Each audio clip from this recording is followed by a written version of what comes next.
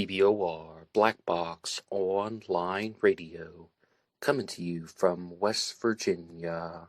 BlackBoxNid88 on Instagram for the bonus podcast.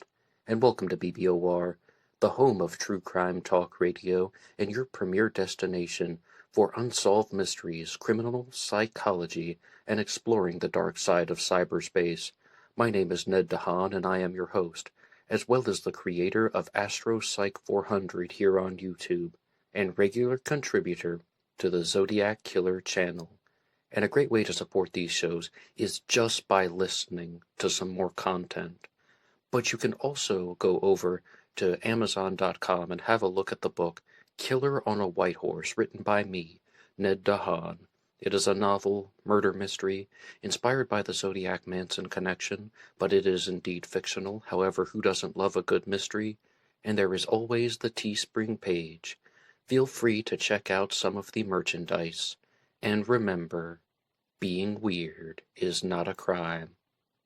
Let the show begin.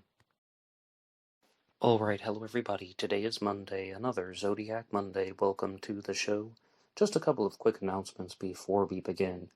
The first is I would like to give a big thank you to everyone who listened to the recent Anything Goes Friday segment about the largest manhunt in the history of Texas, and the majority of the source material came from the book Lone Wolf Gonzalez, Texas Ranger by Brownson Malsh. And I concluded my discussion series on the Phantom Killer here on this channel, and one of the big pieces of reference that I used was that book, Lone Wolf Gonzalez, Texas Ranger, because Gonzalez was an involved investigator in several different true crime cases that are featured in his biography by Brownson Malsh, The Phantom Killer Mystery, which was the one I was most curious about. But I've also done episodes on the 1927 Santa Claus bank robbery, and as previously stated, the largest manhunt in the history of Texas. There are more than 1,000 episodes of Black Box Online Radio, so I invite you to like and subscribe. And to those of you out there who absolutely love podcasts, this show is also available on LaunchPad 1. There's a link to that in the description box. You can download the audio version as a pure podcast, take it on the go anywhere and anyhow.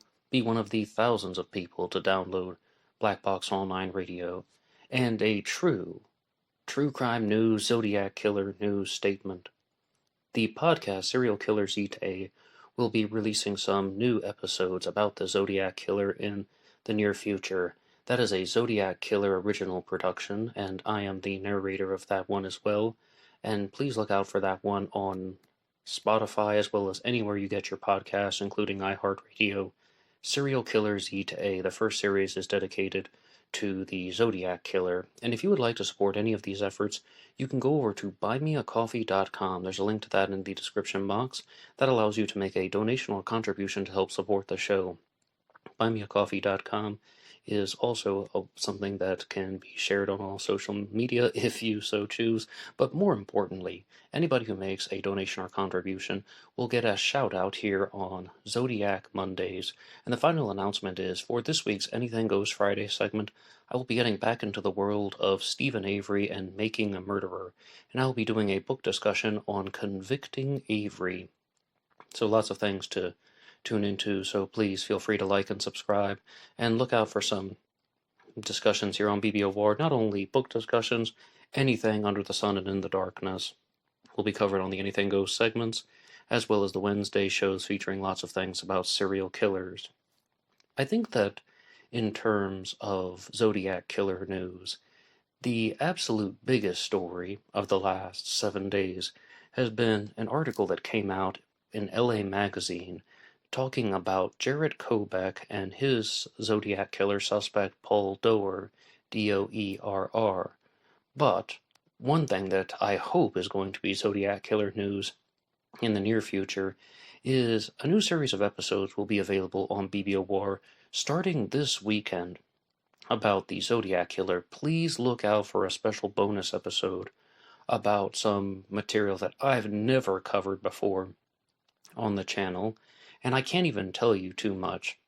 I am indeed sworn to secrecy in not only the personal sense but also the legal sense about what's going on with the Zodiac Killer mystery, but you won't have to wait long to anyone who's listening to this as it comes out live.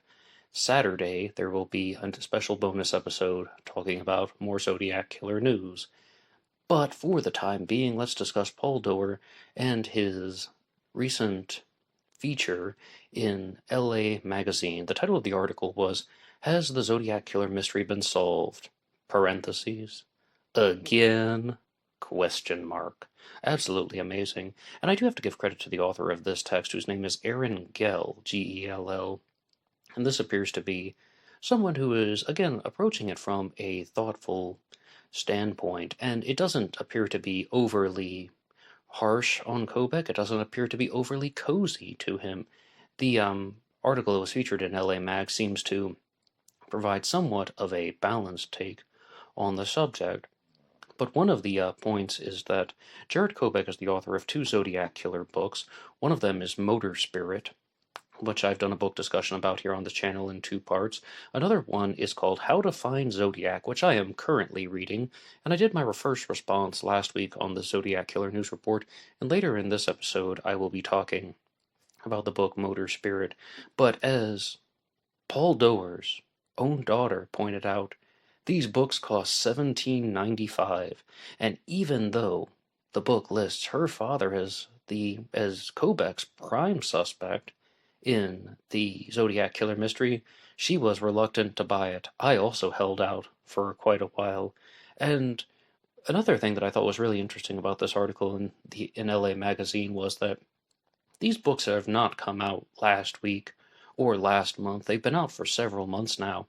But as Aaron Gell reminds us, there wasn't an enormous media firestorm coming out from the publicity teams and the news media saying, oh, has the Zodiac Killer case actually been solved? Because most people just moved on and ignored them. I was one of them. I didn't start reading them until about a month ago. But yes, after some consideration, though, Gloria, the daughter of Paul Doerr, believes that she might be leaning toward the possibility of her father being the Zodiac Killer, and that there could have been some truth to Jared Kobek's findings. I'd like to read a little segment of the LA Magazine article. The Zodiac Killer, who is linked to a series of late 1960s attacks in the Bay Area, employed a shifting MO. Often he shot his victims, but on one especially macabre occasion, clad in an executioner's hood, he tied them up with a knife. He tied them up and used a knife. Though he mostly attacked young couples around Vallejo, he also murdered a cab driver in San Francisco. Officially, he is believed to have killed just 5 people and severely injured 2, but his modest body count has far been outstripped by his well-tended mystique, bolstered by a sinister handle and a practice of firing off letters and other authorities. Letters to the media and other authorities, often including mysterious ciphers and a sign cross-circle logo. Okay, so this guy, Aaron Gell, is apparently onto some of the basic facts, because if it weren't for the letters and the ciphers and the phone calls and the car door message at Lake Berryessa, would people have the fascination with the Zodiac Killer mystery? That can be a very simple challenge question to you. You can give your response to that in the comments section down below. I would say almost certainly not. Yeah, some true crime buffs would point to it. Maybe if there was a witness surviving like Brian Hartnell from Lake Berryessa, who told the story of the costume with the circle and the cross going through it, I mean, perhaps there would be some fascination, maybe even more fascination than other cases. But if it weren't for the letters and the ciphers, absolutely less people would be talking about the case, because it just adds an additional element to analyze. People who are running websites as well as publishing books exclusively devoted to the Zodiac Killer's communications. Because I said letters and ciphers and the car door message, right? It's not only that stuff, there are also the greeting cards. And some people think that the Halloween card as well as the Peek Through the Pines card are the ones that actually have all the info that is going to solve the mystery. There's so many different parts that people can analyze. Someone is going to become a cipher specialist. I'm sure a few names are already coming to mind when you hear that term. Other people are going to be more into behavioral profiling and looking at the type of person that would not only commit crimes but also take credit for them in a braggadocious way. So that's what I think the fascination is. There are just so many different angles that people can use to examine them. But let's get back to the article.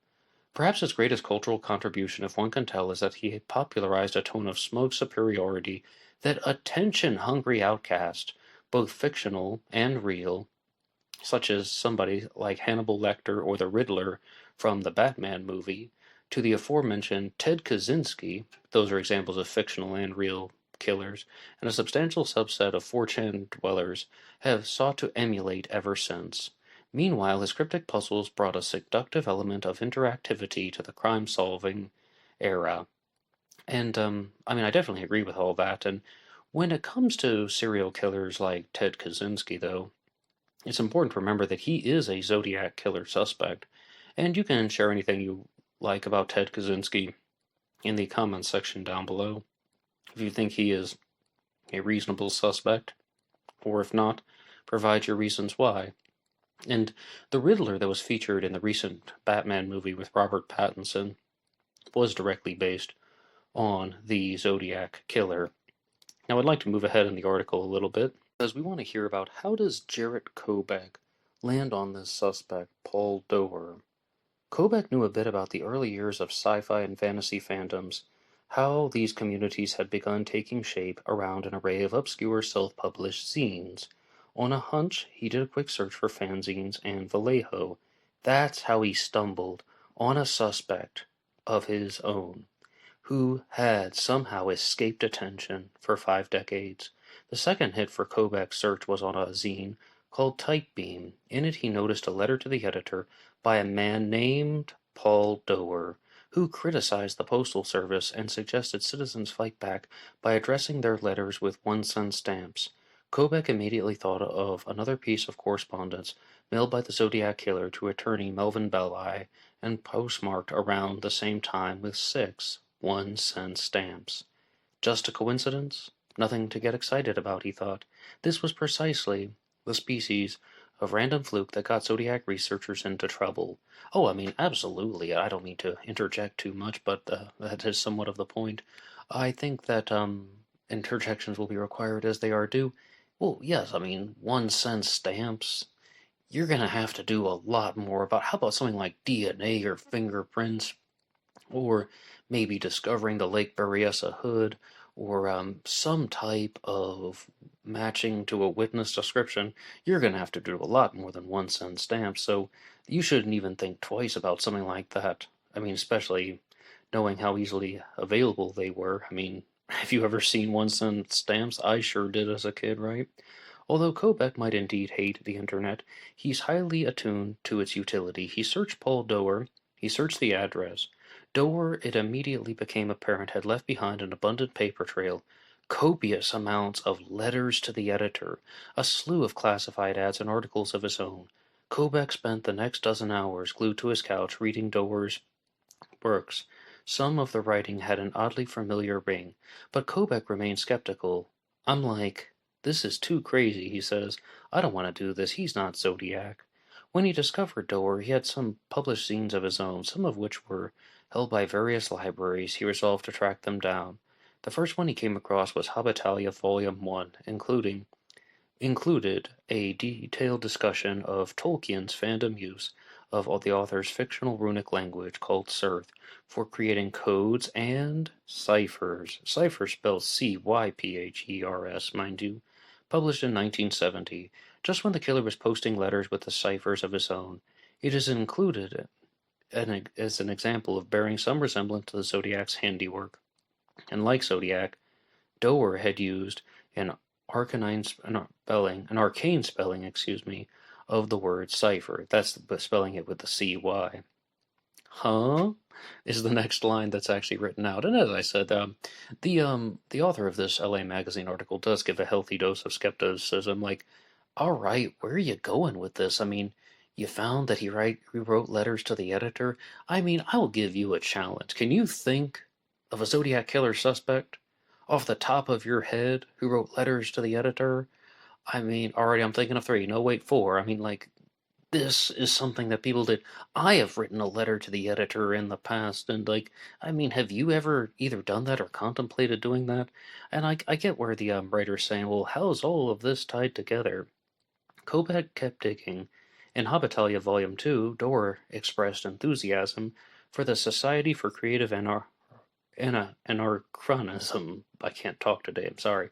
A group devoted to medieval cosplay, as good as an explanation as anyone had for the executioner's hood worn at Lake Berryessa when two college-age picnickers were attacked on September 27th of 1969.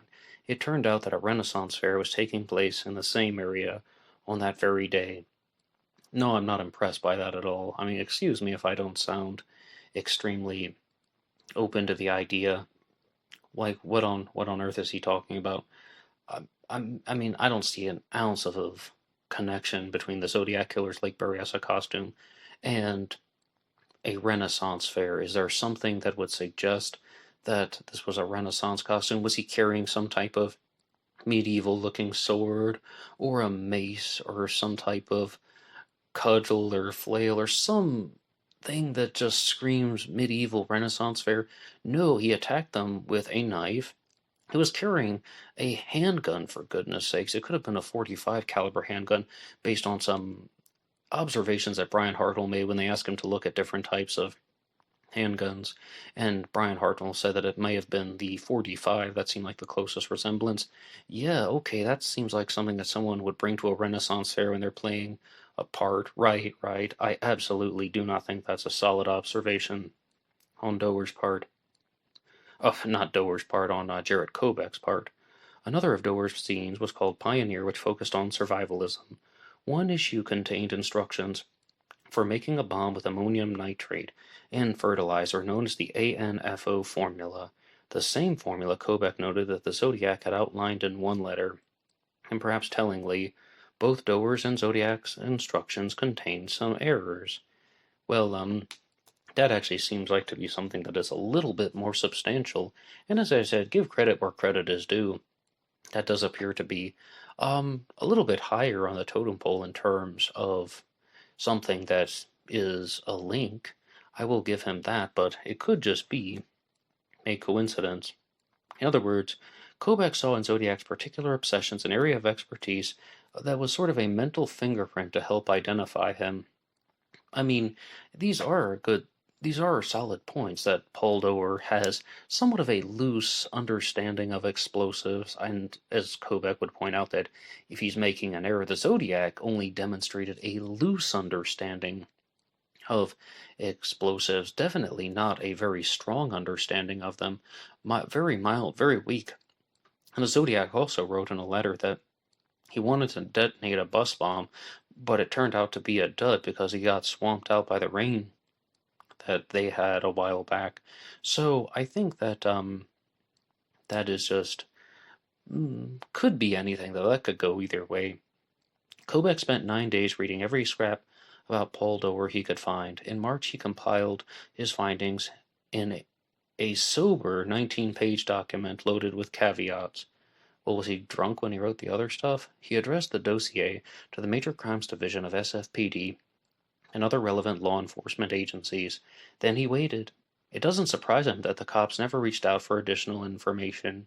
And as I understand, though, if you just send in your Zodiac theory to law enforcement, they will not respond to you because they are too busy with crimes in the contemporary sense.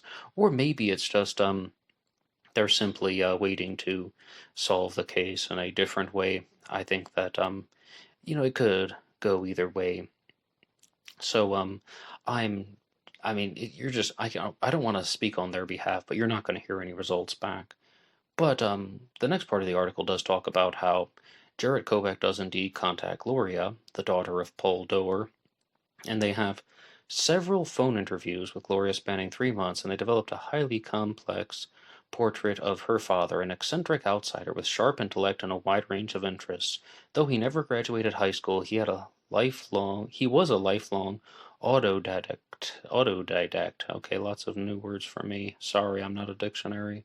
Spending most of his free time in a reading chair, poring over everything from Edgar Rice Burroughs to Rachel Carson to tomes about ancient Egypt and witchcraft.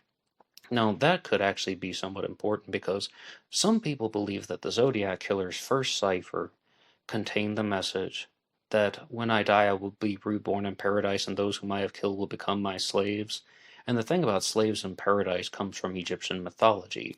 I mean, so they say, so they think. This is an unsolved case. We aren't sure of the exact origin of that phrase, but I've talked about it a lot on this channel. That it was something I actually heard on the Bible Geek when somebody sent in their zodiac questions to that show. What is the origin of slaves in paradise? Are there any religions that actually believe that? And I was hoping that he would talk more about the Filipino connection, because it appears that there is a belief system in the Philippines of that nature. But the answer that was provided was that the concept of slaves in the afterlife comes from Egyptian mythology, when the Pharaoh thought that when he died he would be reborn with his slaves, and as the Zodiac trying to turn himself into a pharaoh? And if you want an answer to that question, please tune in for the Saturday bonus episode, because I might have a very good answer for you. And it's not even my own observation, but someone has shared with me a possible answer to that. Now, Paul Doerr openly promoted polygamy. He openly told this to his daughter Gloria. He'd once lectured on the topic at Mensa meetings, but stuck it out for decades in a loveless marriage. He almost always carried a notebook, compass, penknife, sometimes a large hunting blade, as well as two loaded pistols, one in each pocket. I mean, that doesn't mean anything all, but that does sound a little bit like what the Zodiac Killer would do in my mind. I mean, as I said, I mean, I'm giving that point to Jarrett Kobeck, mind you. That is one for him. Paul encouraged his daughter to be well-rounded. He tutored her in cryptography by devising a weekly puzzle for her to answer. So as you can see with this guy, Paul Doerr, he is very well-read, very familiar with lots of subjects, but not formally educated. And there's also some other info about him. Paul Doerr served in World War II and later in Korea. He had experiences that in his telling took on an air of adventure fiction. He described breaking the Japanese codes and then crouching for hours, half submerged in a swamp, tapping out false messages to confound the enemy. Now, again, that does seem like something that is rather consistent with the Zodiac, because the Zodiac is somebody who many people believe was in the military. Was he a World War II veteran or not? I have no idea. Korean War veteran? I have no idea. I'm really uncertain about that, because that would mean that you would need a suspect in a particular age range, and so many people propose suspects who are just simply too young to have served in World War II, or some of them are even too young to have served in the Korean War.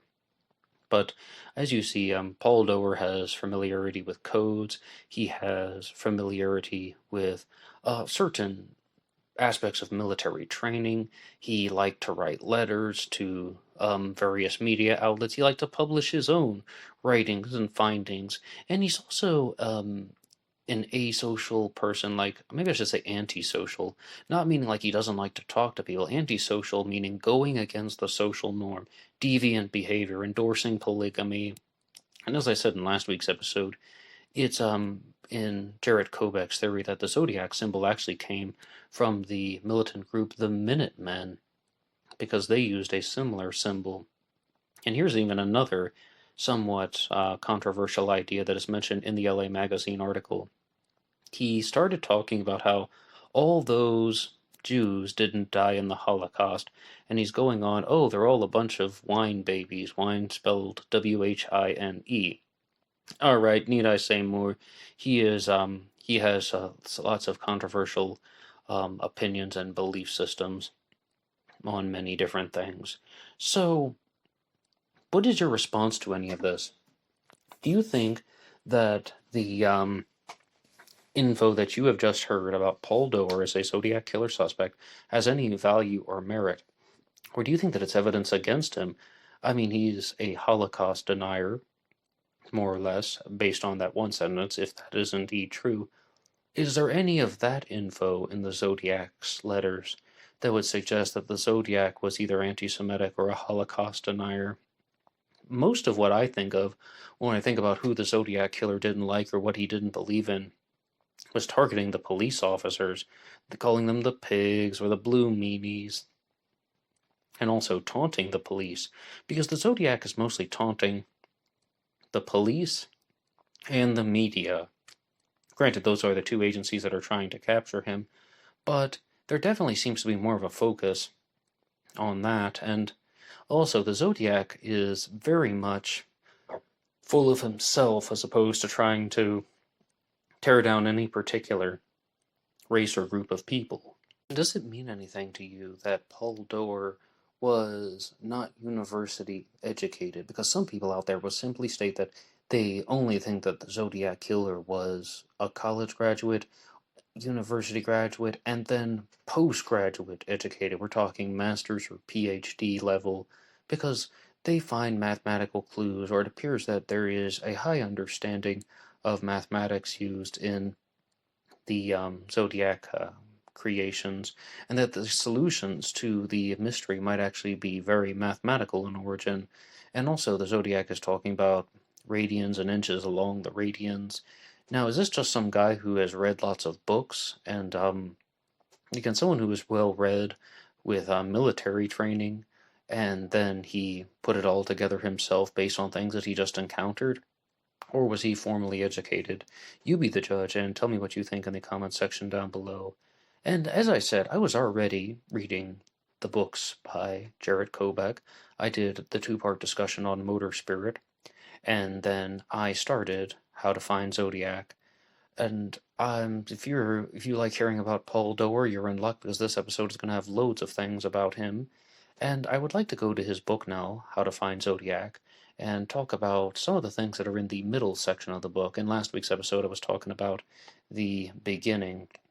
And these are just going to be a few notes that I had about his suspect, Paul Doerr, because he talks about something, by he, I mean Jarrett Kobek, is talking about how there are religious movements that are taking place in the 1960s, and many people have noted that Jarrett Kobek seems to be much better at talking about the 1960s and 70s rather than going on and on about the Zodiac Killer, and it might have even been his original intention to write about just the 1960s and 70s.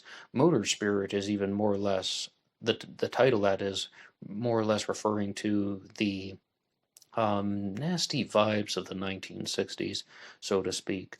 And I think that Kobek really excels in that way. Just these very broad statements and discussions about what people believed back then, as opposed to getting hardcore with the true crime analysis. I think he's much better at talking about abstract ideas as opposed to the facts of these true crime cases. And if you read Motor Spirit, it is filled with side notes and tangents and just little offshoots about Charles Manson and Ronald Reagan. All right, sure, that stuff's going on in California, but Osama bin Laden, that stuff takes it a little bit too far. So I think that book would have been so much better if he structured it as Motor Spirit, the stories of the Zodiac, Manson, the political world, and mind control. Like, if he just made it about the 1960s and 70s as opposed to a true crime book. But if you'd like to hear more about all the weird things that were going on during that decade, I have an episode called The 1960s One Giant Conspiracy here on BlackBoxOnlineRadio. As I said, I invite you to check things out all the time. Now, this stuff here I'm going to look at is from page 105 in Jarrett Kobek's book, How to Find Zodiac. Founded in 1968 by a man named Tim Zell, Green Egg began as a house newsletter for a neo-pagan religion called the Church of All Worlds. The inspirations for this religion were Ayn Rand's Bible of Greed and Robert Heinlein's Stranger in a Strange Land. Stranger had it all: free love, a mystery, religion, telekinesis, and a horny Martian. Oh, thank God someone wrote a book about a horny Martian. We need more of that stuff. Sarcasm. It's been said that Heinlein wrote the novel as a parody of the New American Spirituality. When it was published in 1962, it was deadly serious. The Martian in Stranger comes to Earth and teaches the planet's inhabitants how to get groovy. He says Martian things like "Thou art God." He teaches Martians to grok. "Do you grok the sexy groove?" Time asked the Martian. For hundreds of pages, the Earthlings answer yes. And then he names a religion the Church of All Worlds. So there is some just origins of the ideas that appears this guy Zell was heavily influenced by Stranger in a Strange Land, and believe it or not, when it comes to persuasion tactics of 20th century cults, you will encounter the stuff on Stranger in a Strange Land, as well as partnered with Scientology, L. Ron Hubbard. A lot of people think that some of the less famous cult leaders put those two things together, and then just neurolinguistic programming. I don't mean to go off on too much, but saying certain words that trigger certain responses in the brain, and they put all of this stuff together. Like maybe you'll hear even some YouTubers talking about how that you have a true identity and a true being that is in another dimension, that is connected to you, that knows everything that you're thinking, but you don't know everything that your true identity is thinking. And if you could just make them one and the same, then you would have absolute power, but you can't until you're dead, and the only people who can are the ones who have been transfigured. I've been transfigured, and I can tell you what your true identity is saying, but the only way you can get it is if you listen to me and send me 4 monthly payments of $19.95. Please do not do that. But there are people out there who are using these types of ideas that were made popular at the time as some sort of a grift. And as I said, Jared Kovac likes to talk about this stuff, but now is the Zodiac Killer actually influenced by these things? If anything, he seems like someone who is so against the grain that he would be opposed to them. But Doerr didn't realize that he was writing for publication. Zell published every correspondence that he received from Doerr, regardless of whether or not the correspondent intended the letter to be published in Zell's Green Egg. Kovac gave this editorial policy a name: Paul Doerr's Dream. And so, as you see, he's getting his message out there some way, somehow. And there is something that is even more fascinating about Paul Doerr on page 138 in the book. Paul Doerr liked to write in all caps, like capital letters, all the time. The Zodiac Killer did not.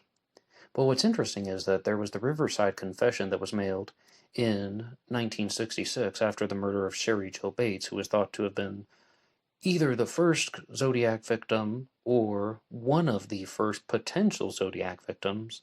I put her in the potential category. I do not believe she's a confirmed Zodiac victim. She was murdered on October 30th of 1966, and then 3 pieces of writing came in afterwards. First, the Riverside Confession in November of 1966. Then a poem was discovered on a desktop in the Riverside City College Library in December of 1966.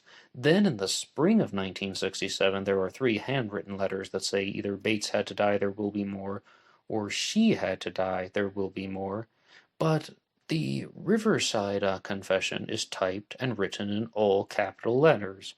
Now, did the Zodiac Killer do that?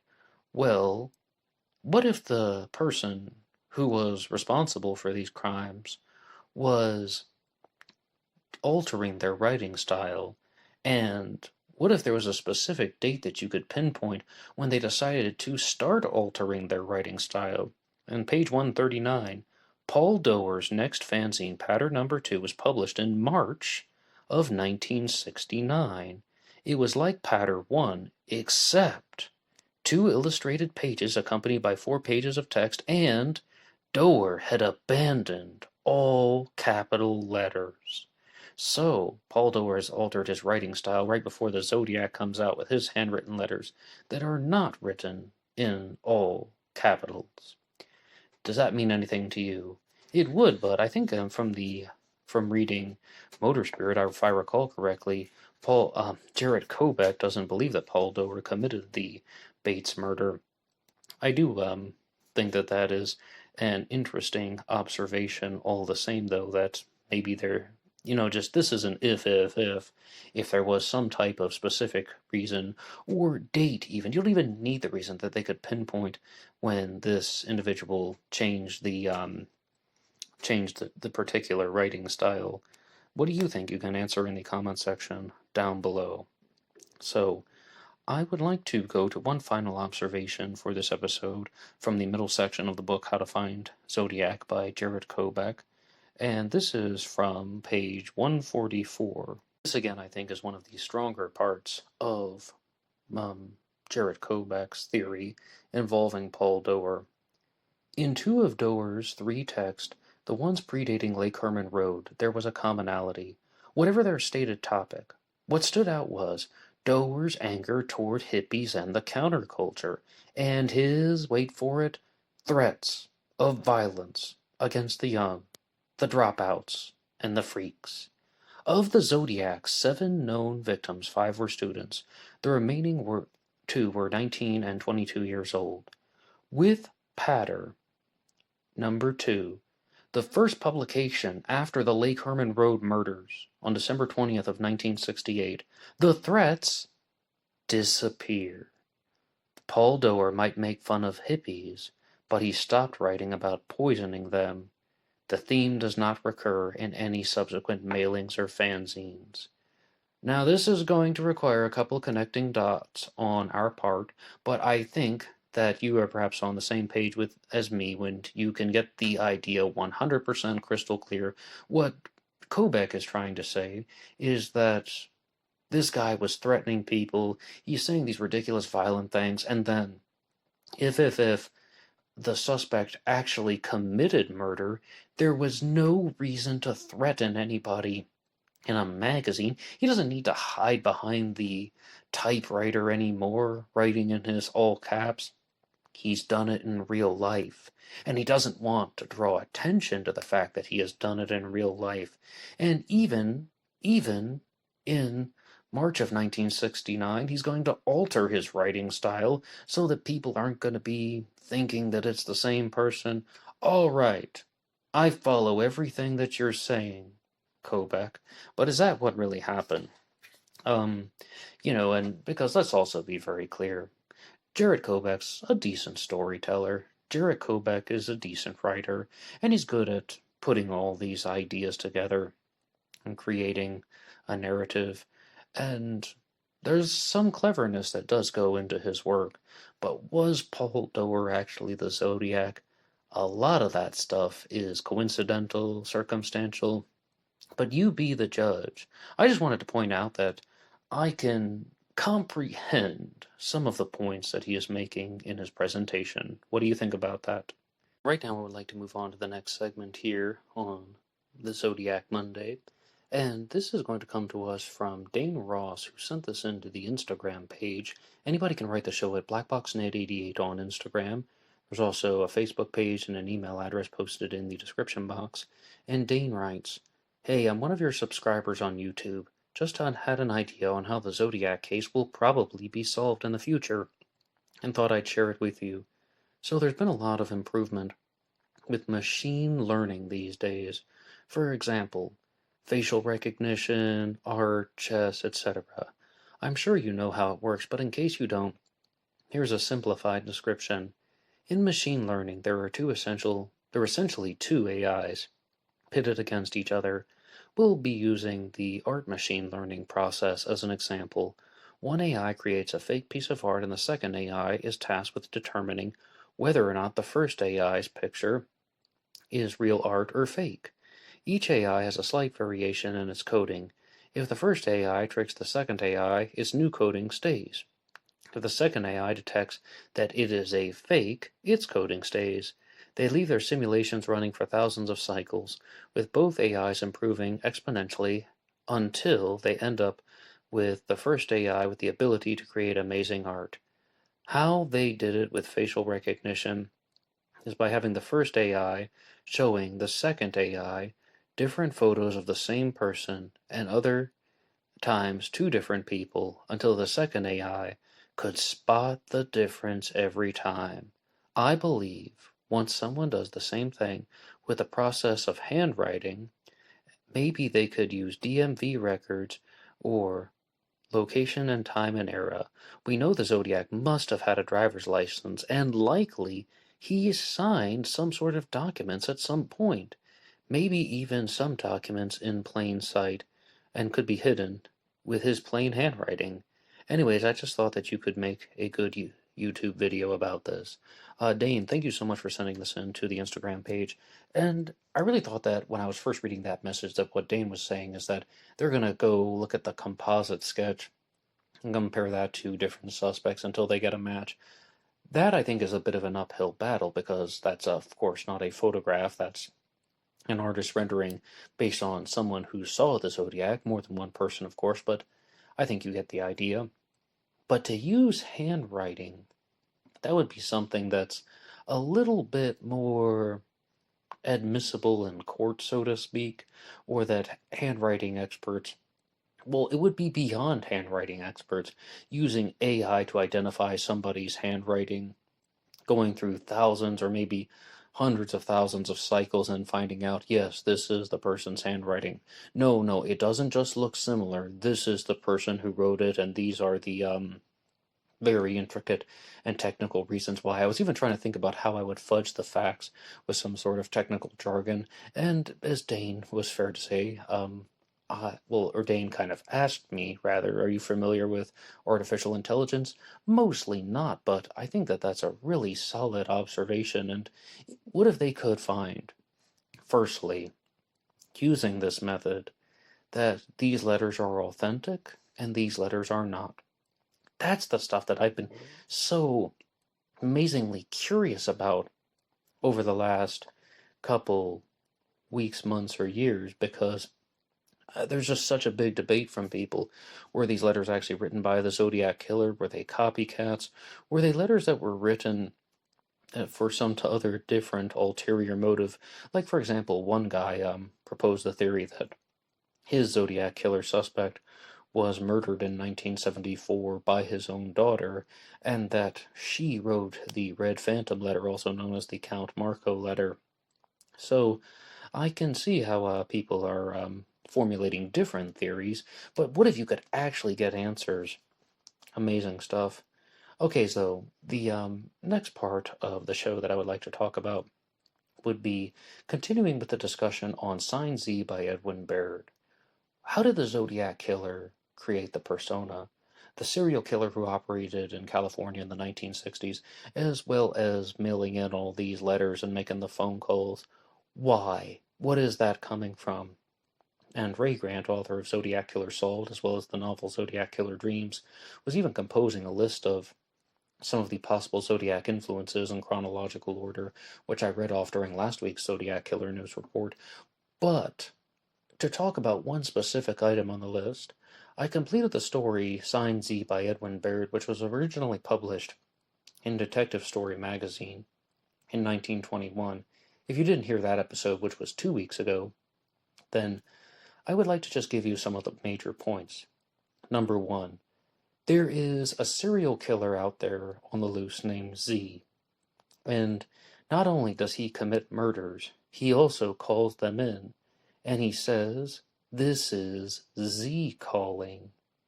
And then he takes credit for a crime.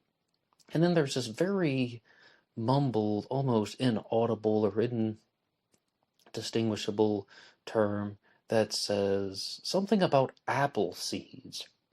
And people just have no idea what to make of that. It's just kind of a confusing thing for someone to say when they're trying to commit a murder. But there are multiple crimes that took place. And, I don't want to misstate any of the facts or give any type of spoilers, so I won't tell you like what the stuff actually means. But the crimes were committed with the first two were committed by Gunn in the Zodiac Killer mystery, the Blue Rock Springs shooting and the Lake Herman Road murders, although in reverse order. And in Sign Z by Edwin Baird, they're committed by knife, and then the killer changes his method with the third crime, just the way the real Zodiac Killer changed his method with the third crime, moving on to the Lake Berryessa stabbing.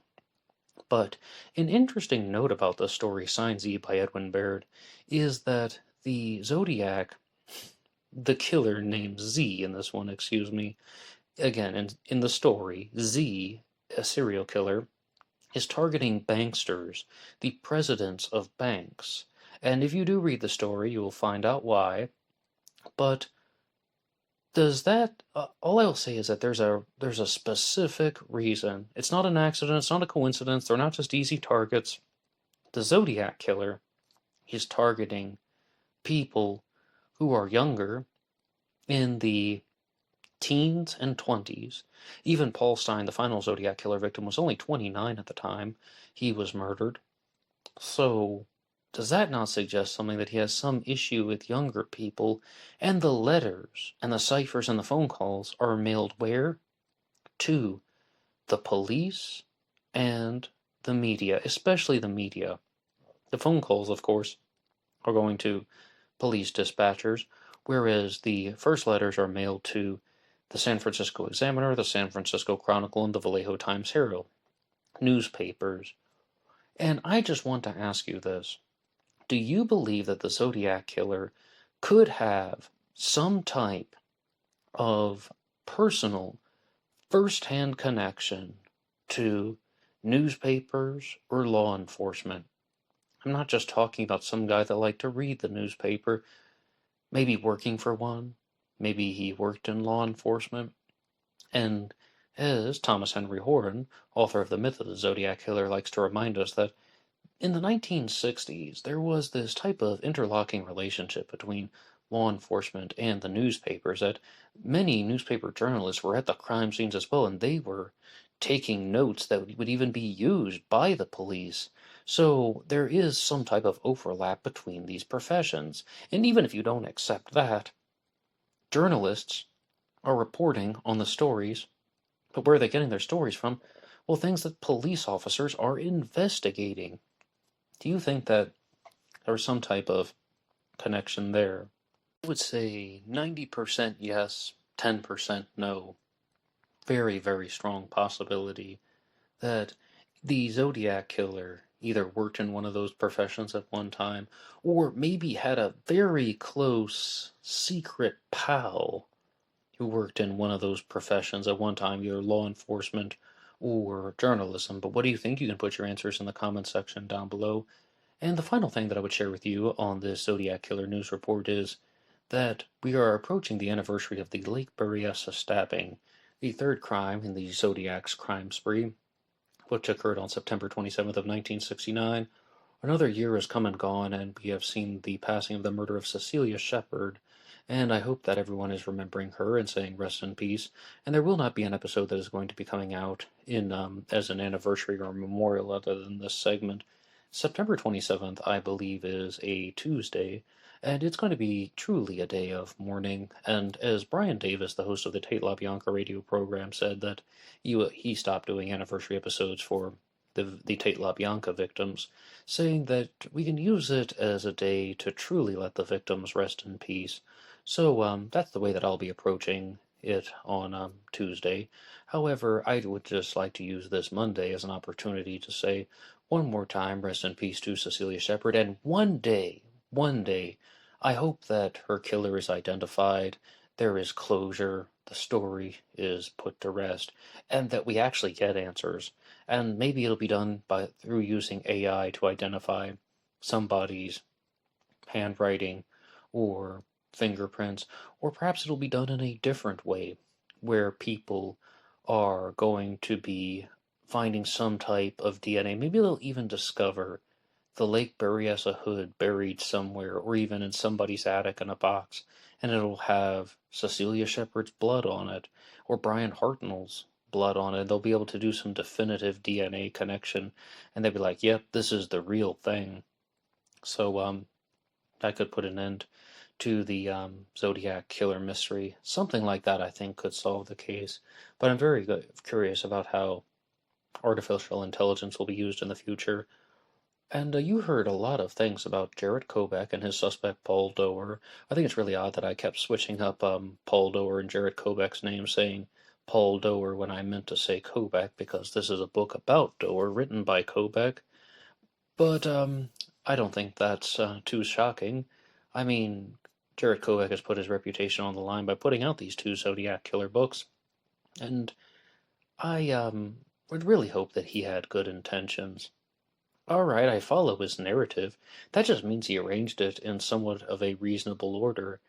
I hope that he has good intentions and that he believes everything that he is saying. Because if he just decided to pull a new suspect out of nowhere and then make the pieces fit so he could write a book, that would be fraudulent. And I don't know what happened. I mean, obviously, I have no knowledge that he is a fraud. I think that Motor Spirit is definitely not a fraudulent book. Definitely not. It's just his commentary saying his own observations. Oh, he thinks that this happened for this reason, that happened for that reason. The Zodiac Killer chose his symbol because it was from the Minutemen. The Zodiac intentionally misspelled words for this reason, and so on. He did it on purpose. So, as you see, I mean, he's just giving his ideas on the subject, not all of it Zodiac related, but that doesn't make him a fraud.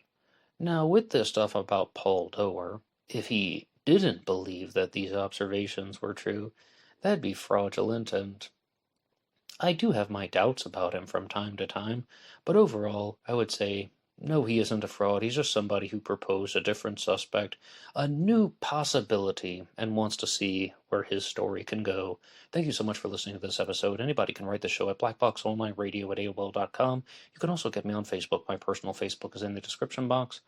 And there was always BlackBoxNed88 on Instagram. And I will see you over there for the bonus podcast. Goodbye.